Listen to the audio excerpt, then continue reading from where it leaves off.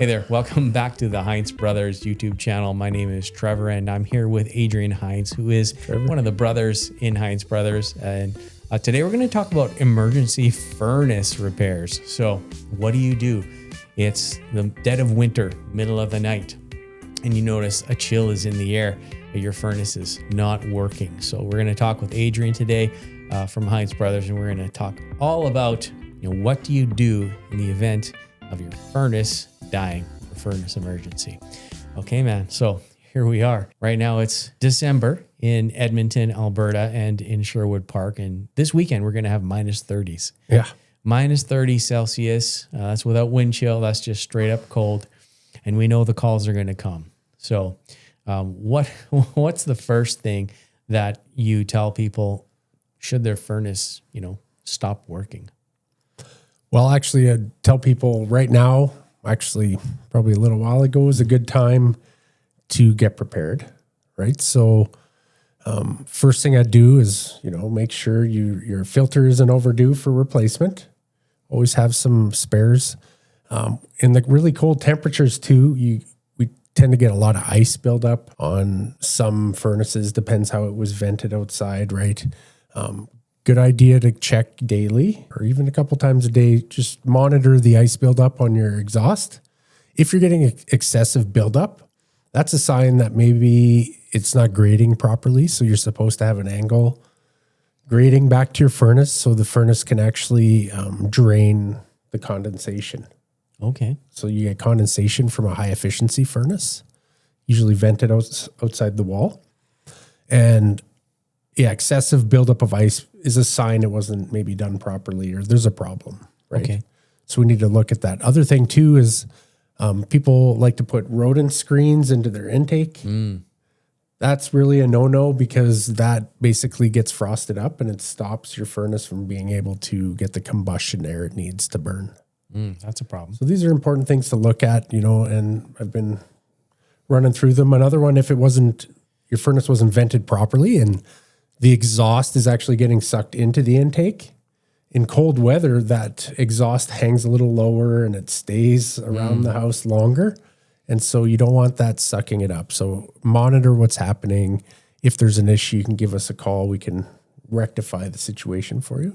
So that's a major one. Well, let's talk a little bit about that. So if either of those things is true, if either A, they're getting a lot of condensate buildup, or air is getting sucked back in, or the exhaust is being sucked back in, like what is the problem with those? What's going to happen to your furnace in the event that those things are true? So it's not going to ignite, right? If there's no air to burn, it's not going to light or stay lit is the biggest problem. Okay. So we had a hot water tank yesterday. That was the issue, there was a screen in there. It was iced right over. And when we were looking inside the burner compartment, when it would turn on, you could feel and hear the vacuum. It was trying to suck air through the cabinet. So it would do the same thing in a furnace. It needs that air, actually quite a bit of air to burn. So it's important that's clear. And, simple fixes like we can extend the venting, turn it a different direction, make sure you got the proper grade.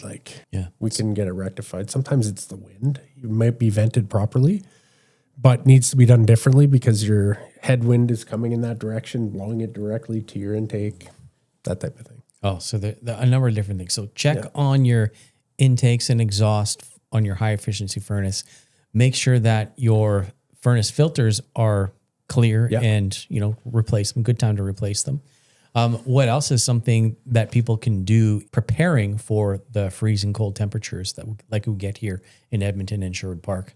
So I'm always a big fan of backup heat. You need some type of backup heat. Some people are lucky enough to have two furnaces. One can take the load while you're getting the other one repaired if there's an emergency. Fireplaces are great. Everybody's got an oven. In an emergency, you can use your oven for added heat. And space heaters are nice to have. Like in our climate, having no backup heat isn't a great idea. No, it's not.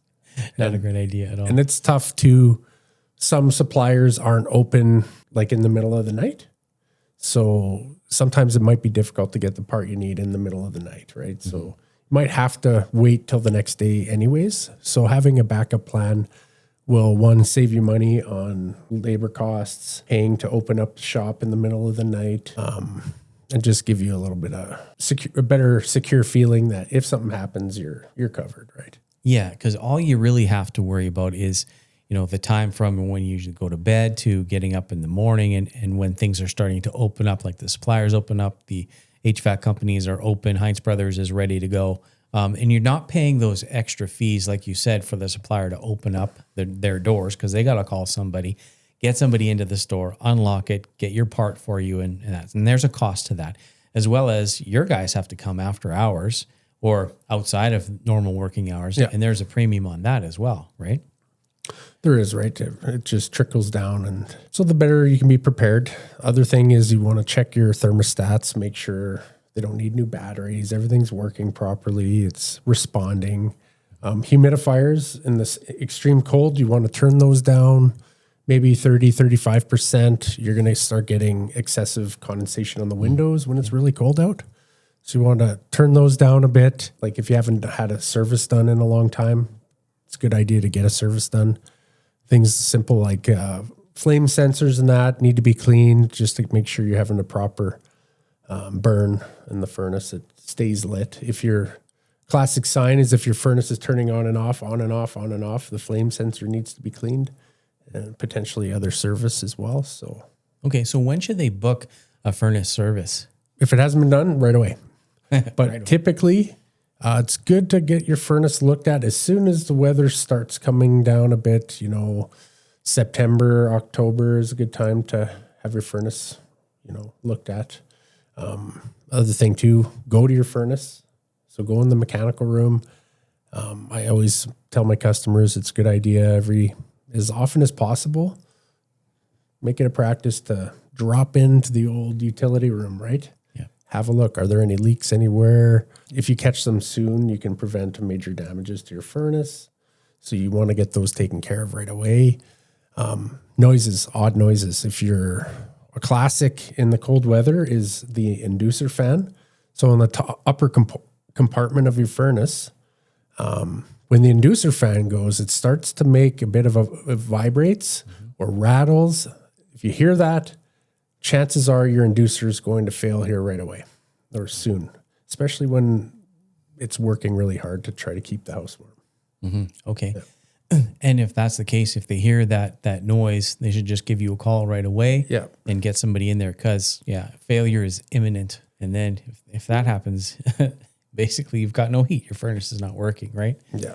And how do you know, so when you're going into a customer's home and you're looking at the furnace, they're asking for a repair. How do you decide whether it's better to just go ahead and replace the whole furnace as opposed to just doing a Band-Aid fix? So I usually use the 20-year rule, I call it. So if you take the cost of a furnace over the next 20 years, say whatever, $6,000 or $7,000 divided by 20 years, that's going to give you how much it's worth. So if your furnace is 15 years old, you may have 5 years left if you're lucky, right? Let me just do the math on that quick. May as well while we're at it.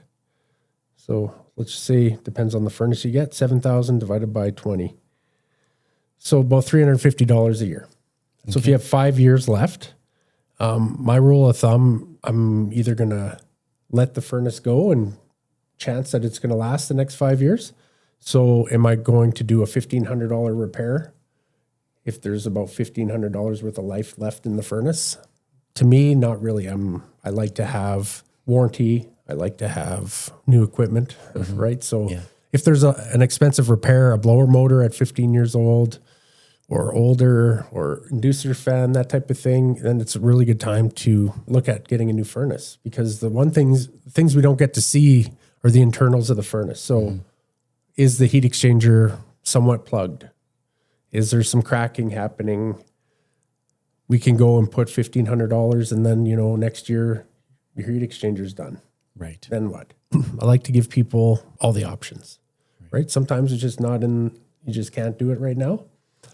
You have to make the repair, but that's your call. You just need the facts, right? Right. Here's the information. You make the decision what's best for you.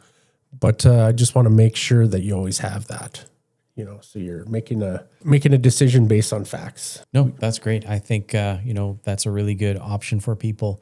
If you can swing it, it's the best always to get the most warranty, get the most time in life for the furnace. So replace that thing if the cost benefit analysis, is there, right? So like you said, if you've got only 5 years left in a furnace, are you going to spend that $1,500 to $2,000 on a repair, or just start fresh, brand new 20-year life cycle with a $7,000 furnace? You get 10-year warranty, 12 on the higher end model.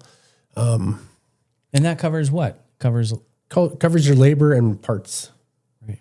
Heat exchangers have typically a 20-year warranty on them. So they're covered under warranty. You just have to keep in mind if your furnace has been overheating for any period of time, sure, you might change out your heat exchanger, but what's the condition of the blower motor, the inducer, the control board, the switches, the sensors, all these types of things, they add up. Like if you were to replace all the parts in your furnace, you're looking at 3 times the cost, typically 2 to 3 times the cost of the furnace replacement if you replace all the parts, right? So usually caution people with that. Like this, right now, this is this problem, but you can't control, other weak components in the system might show their face later when they're working hard this winter, right? Right. Yeah, no, that makes sense because let's say you get you replace your furnace, right? And you've got warranty on blower motor, inducer, control board, all the things inside. If somebody does even just one of those parts, you're paying for the part, you're paying for the labor, you're paying for all of that included. So yeah, that's kind of a big deal. That's a big expense. And, it seems to me like the cost benefit analysis on that would be better to have a new furnace in a lot of cases, right? So let's say someone is, they just had a new furnace and the company that installed it isn't around anymore, or for whatever reason can't make it out. Can you guys come out and perform a service or warranty work on that furnace? So we can get, as long as the equipment is still under warranty. One thing we always make sure we do when we put a new furnace in is we register the equipment. So that'll get you the 10 years that they promise you, right? So if Lennox says you get a 10-year warranty, you get that 10-year warranty, but you need to register the equipment. Right. So it's important that's done. We can't cover the labor because we didn't make any profit on that job. So we have no way to offset it. Whereas if we put the furnace in, we cover the warranty for that period. We match the parts. Warranty is with our labor.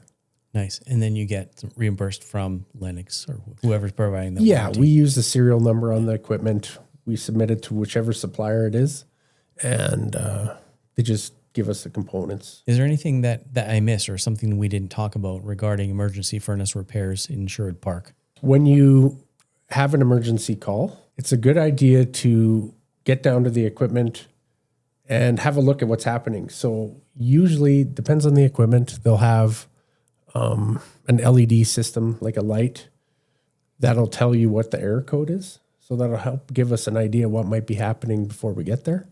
So it's always nice to understand that. Or if it's something really obvious, like say your inducer fan goes, if you're able to take the cover off the furnace and get us a serial number, model number, we could always get the component needed and bring it back. Okay, Bring it with us when we come. Save you some time, right? Get it all done in one service. You just have to be able to open up the furnace, have a look. Usually the serial number, model number is somewhere on the back of the door or inside the metal cabinet of the furnace, like on the side walls, somewhere, usually deep where it's hard to find. Where it's hard to see. Yeah. But if you can get a picture of that, helps us a lot. And on the back of the door, there's usually an error code listing. So if you get 3 flashes, it'll be this code, pressure switch, whatever. 7 flashes, pause, 3 flashes, failure to ignite. That's a common one for not having enough combustion air or plugged condensate drain, that type of thing, right? So it's nice to know the error codes. It might be something really quick you can check yourself right over the phone. If it's just a blocked vent, I always ask people to check that stuff, because if I come out and clean the vent for you and have to charge you a full service fee, it's not ideal. So any way I can help, if it's something really minor, we're pretty busy when it's cold. So we want to go to the ones that we need to be at, right? Right, for sure. Okay. Yeah. That's awesome. So is there anything else that I might have missed? Off the top of my head, not really sure, but we can talk about it again. All right. Sounds good. Thank you so much. All right, guys, if you have an emergency furnace situation, or if you just need to get your furnace serviced because the cold weather is coming and you're going to have to take a look at your furnace, call Adrien at hinsemechanical.com for all your furnace, HVAC, and plumbing needs. Thanks. We'll see you next time. Thank you.